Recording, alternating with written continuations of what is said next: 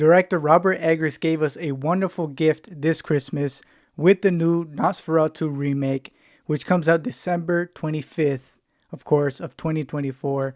And I'm very excited for it. I can't wait to see it. So I decided to watch the original 1922 version of Nosferatu as well as the 1979 remake. And one thing that I was thinking about before this video here is the fact that this, or at least the original Nosferatu, is 102 years old as of this year. I don't know what month of the year the movie was released or made, but this year it's 102 years old. I mean, that's insane. I never thought I would ever be watching a movie that's 100 years old. So if this is not an iconic film, I don't know what is. And I have to be honest, I wasn't looking forward to watching the original Nosferatu because of the fact that it was a silent film and also because it was made such a long time ago. But surprisingly, I loved it. Now, the original Nosferatu was directed by F.W. Murnau. Hopefully I pronounced that right. And it's the adaptation of Bram Stoker's 1897 novel, Dracula. And it was very interesting to see how this movie was filmed, right? Especially because it was made in the 1920s, of course. Everything you see is real. You know, back then, of course, there wasn't any CGI, no special effects. Everything is real. For example, you have the castles that you see in the movie, Nosferatu's castle. That's an actual castle. You have the ship that's sailing across the horizon. That scene was pretty interesting to see because someone had to film that, an actual ship. And you can't forget about the werewolf scene where Hutter decides to stop by a hut to stay the night because they were telling him that there's a werewolf out and about. And when you watch the movie, it's not the typical werewolf you see nowadays. It was an actual hyena. And they filmed this hyena, making it seem like it's a werewolf. So I thought that was pretty interesting that they used a hyena for this film. Some of my favorite scenes from this movie, from the original Nosferatu, one of them is the Nosferatu rising from the coffin. I mean, I thought that was so interesting because I wonder how they filmed that, right? Again, they don't have any special effects. Everything is real. So how did they manage to film Nosferatu coming out of the coffin that way? That was something that interests me, and I thought it was a great scene. Another scene that I thought was pretty good was Nosferatu's shadow as he's coming upstairs. I mean, they really utilized Nosferatu's shadow really well throughout this film. And of course, you have the iconic scene where Nosferatu is standing in a doorway. And the first time I'd ever seen this, Nosferatu character was when I was watching SpongeBob. There is an episode, I found it. It's the SpongeBob hash slinging slasher episode. I don't know why I couldn't remember the name, but that's when you see Nosferatu at the very end of the film, or the episode. So that's the first time I'd ever seen Nosferatu, and that comes from this scene here, where Nosferatu is standing in the doorway. Another thing I liked about the original film was the soundtrack. I felt like the soundtrack really fit the film, made it feel immersive.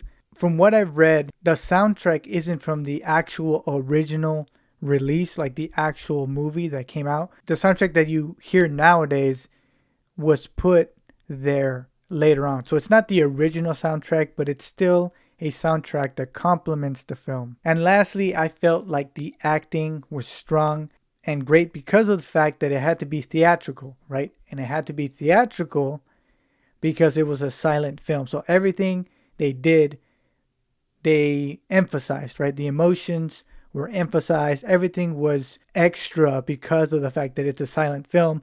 And because of that, it felt theatrical and the acting felt great or looked great. And some of the characters in the original film looked very eerie and unsettling besides Nosferatu. You got Renfield, right? Renfield, the guy who told Hutter about Nosferatu, about, you should sell him the vacant house across the street.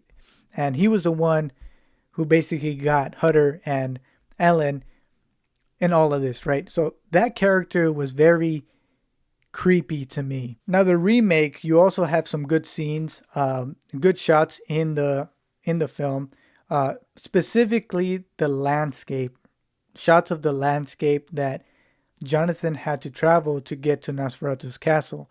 A big part of this film is the landscape, about going to Nosferatu's castle, and when Jonathan had to, basically rush back home. Those were like the big parts of the film. I will say that I did not really like the way Nosferatu looked in the remake. For some reason, when I saw Nosferatu there, it reminded me of Lou Reed. I don't know why, but he looked like Lou Reed to me. And I don't know, he felt cheesy to me. The original was perfect. He looked eerie, unsettling. Everything about the original Nosferatu was perfect. The remake, again, not my favorite. And of course, you got the differences between the two films, between the original and the remake. The names are different, right? You got Jonathan and Lucy, and then you have Hutter and Ellen. And not just them, the Count. In the original, you got Count Orlak, and in the remake, his name is Count Dracula. I don't know why they would change it to Count Dracula. And you also have the ending that has somewhat of a difference. Again, Nosferatu looked different. The original was far better in my opinion than the remake. The remake Nosferatu looked goofy. And finally, the ending. The ending was better on the original Nosferatu because you have Helen who sacrifices herself, kills Nosferatu, and Hutter is saved, right? Hutter is saved. Everyone is saved from the city. On the remake, Lucy sacrifices herself for Jonathan. Nosferatu dies. And it's funny because in Nosferatu, in the original, when he dies, he just disappears. But in the remake, it's very dramatic death, and he finally dies. I don't know if he disappears or not, but I know in the original he disappears. I forgot whether he disappears in the remake, but I know it's a dramatic death. Anyway, Lucy sacrifices herself to save the city, to save Hutter, but at the end of the film, you have Jonathan becoming a vampire. So her sacrifice was basically pointless. It kind of felt like a Romeo and Juliet, but to me, I feel like the original was just solid, right? You didn't have to do any more. A side note about these two films, both films, I thought that it was funny to see Nosferatu carry his own coffin around the city, right? He takes, I think it was like 8 coffins, eight or 10 coffins that he takes from his castle to the city because he has to carry dirt with him. And to me, it was just hilarious to see Nosferatu just carrying this big old coffin around the city, just like trying to be as sneaky as possible.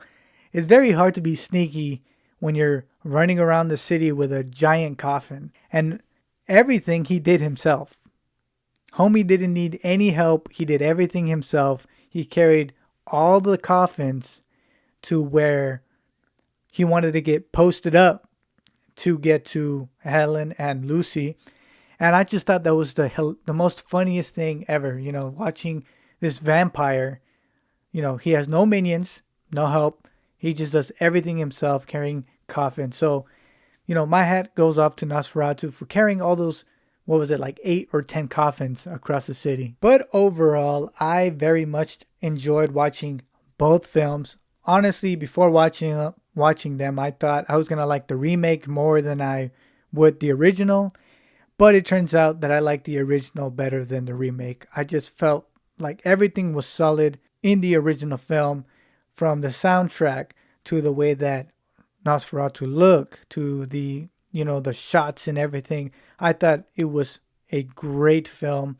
The remake, there was a lot of things that I didn't like about it, but I enjoyed both of them at the very end, and it got me that much more excited for the new Nosferatu 2024. Again, December 25th is when it comes out, so I'm excited. I'm very excited. Let me know if you guys are excited for this new Nosferatu, anything that I missed from the original or the remake. But that is it. Thank you guys so much for watching, and I'll see you guys next time I finish a book or a movie.